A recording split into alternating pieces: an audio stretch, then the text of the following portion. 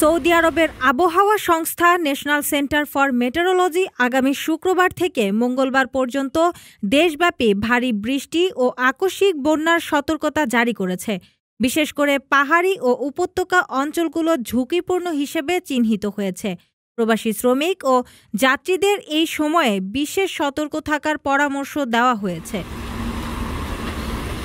National centre for metrology জানিয়েছে, Mecca, Jeddah, Medina, Tabuk, আল জৌফ, হাইল, আল কাসিম, রিয়াদ, পূর্বাঞ্চল, আল বাহা, আসির ও জাজান অঞ্চলে ভারী বৃষ্টি হতে পারে।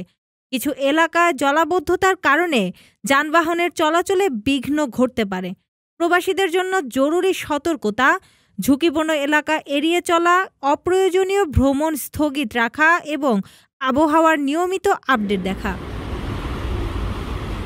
সরকারি জরুরি পরিষেবা ও উদ্ধার দল প্রস্তুত রয়েছে। প্রবাসীদের নির্দেশনা অনুসরণ করতে বলা হয়েছে।